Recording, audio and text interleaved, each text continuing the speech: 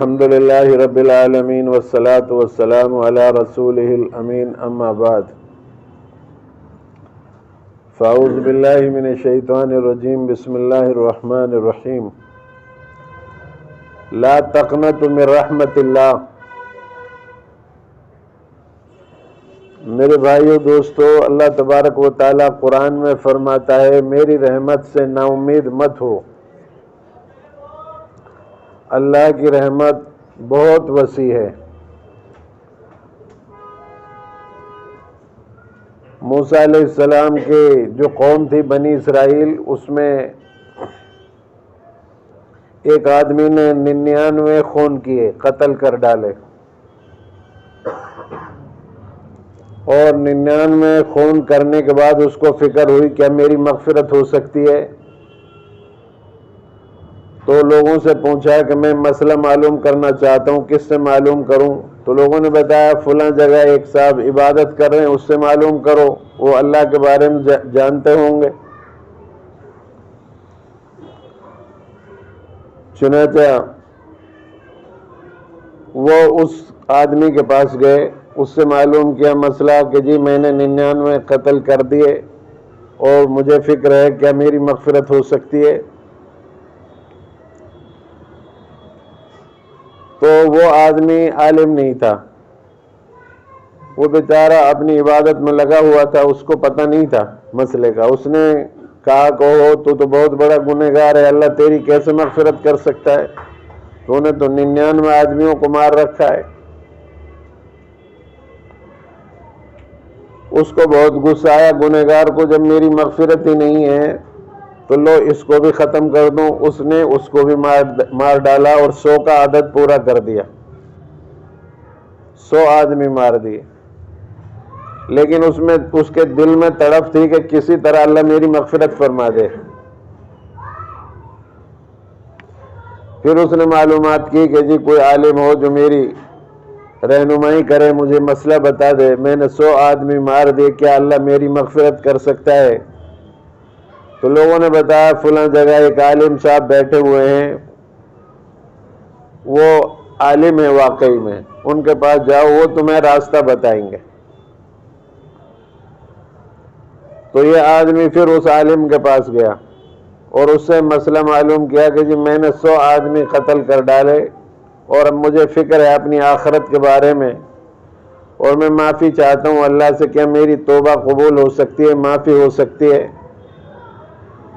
تو چونکہ وہ عالم تھا، اس نے صحیح رہنمائی کی، اس نے کہا کہ بے شک تمہاری بھی اللہ مغفرت کر سکتا ہے، اگر تم اپنے کیے ہوئے پر گناہوں پر شرمندہ ہو اور اب معافی مانگنا چاہتے ہو اور راہ راست پر آنا چاہتے ہو تو اللہ کے یہاں توبہ کا دروازہ کھلا ہوا ہے، تمہارے لیے بند نہیں ہوا، تم بھی توبہ کر سکتے ہو۔ اور اس کو مشورہ دیا کہ جو بستی ہے اس کا ماحول ٹھیک نہیں ہے، آپ اس ماحول سے نکل کر وہ والی بستی، آگے والی بستی میں چلے جاؤ، وہاں اور بھی لوگ توبہ اور استغفار کر رہے ہیں، تم بھی وہاں لگ جاؤ، توبہ اور استغفار کر لو۔ عالم نے صحیح رہنمائی کی، صحیح مسئلہ بتایا، تو بیچارہ اس بستی کے لیے روانہ ہو گیا جہاں اور لوگ بھی اپنے اپنے گناہوں پر توبہ کرنے میں لگے ہوئے تھے۔ اس بستی کا ماحول ٹھیک نہیں تھا جس میں یہ رہتا تھا۔ وہ جانے لگا وہاں تو راستے میں موت آ گئی گنہگار کی، توبہ کی نیت سے نکلا تھا، 100 آدمی مار کر۔ عالم سے مسئلہ معلوم کیا، راستے میں جا رہا تھا توبہ کرنے کے لیے تو موت آ گئی۔ تو اب جنت والے فرشتے آ گئے، جہنم والے فرشتے بھی آ گئے، عذاب والے فرشتے کہتے ہیں ہم لے جائیں گے، چونکہ بہت بڑا گنہگار تھا، اس نے 100 آدمی مار دیے۔ جنت والے فرشتے کہتے ہیں کہ نہیں، یہ توبہ کی نیت سے نکلا تھا اور اس کی نیت سچی تھی، توبہ کرنے کے لیے چلا تھا، اس کی نیت پر اللہ نے فیصلہ کر دیا اس کو ہم لے جائیں گے، جنت میں لے جائیں گے۔ دونوں میں آپس میں یہ بات ہو رہی تھی فرشتوں میں۔ پھر ایک اور آدمی نمودار ہوئے فرشتہ انسان کی شکل میں، اس نے فیصلہ کیا ایسا کرو، جس بستی سے یہ جا رہا تھا اگر یہ اس بستی کے قریب تھا جس بستی میں یہ رہتا تھا اور یہاں سے یہ جا رہا تھا، اگر یہ اس بستی کے قریب ہے تو اس کو جہنم والے فرشتے لے کر جائیں گے، اور اگر یہ اس والی بستی کے قریب ہے جہاں لوگ توبہ کر رہے ہیں اور یہ بھی توبہ کی نیت سے نکلا تھا، اگر یہ اس کے قریب ہے تو اس کو جنت والے فرشتے لے کر جائیں گے۔ تو میرے بھائیوں، حدیث کی کتاب میں لکھا ہوا ہے کہ یہ گنہگاروں کی بستی کے قریب تھا، لیکن اللہ نے اس کی مغفرت کرنی تھی، اس کی نیت اچھی تھی، یہ توبہ کی نیت سے نکلا تھا، تو زمین کو سکڑا کر اس کو اچھے لوگوں کی بستی جہاں پر یہ توبہ کرنے کے لیے نکلا تھا اس کے قریب کر دیا اللہ نے۔ جب ناپی گئی زمین تو یہ جو ہے نیک لوگوں کی بستی کے قریب تھا، تو اللہ تبارک و تعالیٰ نے اس کی مغفرت کرنے کی وجہ سے زمین کو سکڑا دیا اور اللہ تبارک و تعالیٰ نے اس کی مغفرت کر دی۔ تو ہم لوگ اللہ کی رحمت سے نا امید نہ ہوں۔ کوئی شراب پیتا ہے، کوئی جوا کھیلنے والا، کوئی زنا کرنے والا، کوئی چوری کرنے والا، اور کوئی غلط نگاہوں سے غیر محرم عورتوں کو دیکھنے والا، اگر وہ توبہ کرنا چاہتا ہے تو اللہ کا دروازہ اس کے لیے کھلا ہوا ہے، وہ توبہ اور استغفار کرے، اللہ سے معافی تلافی کرے، اللہ اس کو بھی معاف فرما دے گا۔ حدیث پاک میں آتا ہے اگر ہمارے اتنے گناہ ہو جائیں کہ زمین اور آسمان کی جتنی بھی خلائیں ہیں یہ ساری بھر جائیں، گناہ کرتے کرتے لگتے آسمان تک پہنچ جائیں، لیکن مشرق مغرب شمال جنوب سے سارے ہمارا زمین اور آسمان کی خلائیں ہمارے گناہوں سے بھر جائیں، ایک آدمی کے گناہوں سے بھر جائیں، اور پھر وہ توبہ کر کے اللہ سے معافی مانگ لے تو اللہ تبارک و تعالیٰ اس کو بھی معاف کر دے گا۔ ایک مشرک ہے 70 سال 80 سال تک شرک کرتا رہا، اب وہ معافی مانگنا چاہتا ہے تو اللہ تبارک و تعالیٰ کے یہاں اس کے لیے معافی کا دروازہ کھلا ہوا ہے، اللہ اس کے 80 سال کے گناہوں کو معاف کر دے گا۔ اللہ تبارک و تعالیٰ بندوں کو جب مانگتے ہیں تو دے کر بہت خوش ہوتا ہے، اور بندوں کے پاس آپ مانگنے کے لیے جاؤ گے تو بندے دینے سے ناراض ہوتے ہیں، اللہ دے کر راضی ہوتا ہے۔ اللہ تبارک و تعالیٰ فرماتا ہے کہ اگر اے انسانوں تم سے گناہ سرزد نہ ہوں گے تو میں دوسری قوم پیدا کروں گا جو گناہ کر کے مجھ سے معافی تلافی کرے۔ انہو کان توابا، اللہ تعالیٰ بہت زیادہ توبہ قبول کرنے والا ہے۔ حدیث پاک میں آتا ہے موسیٰ علیہ السلام کے زمانے میں ایک بہت بڑا گنہگار تھا، دیکھو وہ سو رہے ہیں ان کو جگا دو۔ میں نے کہا تھا نا تم ایسے بیٹھو جیسے نماز میں قاعدے کی حالت میں بیٹھتے ہیں، بھائی صاحب آپ سو رہے ہیں، آپ جو ہے ایسے بیٹھو جیسے قاعدے میں بیٹھتے ہیں۔ ان سے کہو آپ کے پیچھے مولانا ان سے بولو، نہیں یہ آپ کے پیچھے ہاں یہ سو رہے تھے، ان کو کہو ایسے بیٹھیں جیسے نماز میں قاعدے میں بیٹھتے ہیں، اتحیات کیسے پڑھتے ہیں، سارے لوگ ایسے بیٹھیں، آپ بیٹھیے۔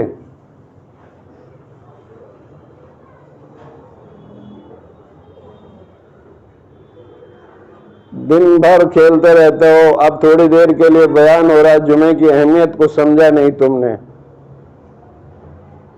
تھوڑی دیر درود شریف پڑھو اور اچھی طرح چوکنا ہو کر سنو، یہ کوئی کھیل کود کی بات تھوڑی ہو رہی ہے، درود شریف پڑھو۔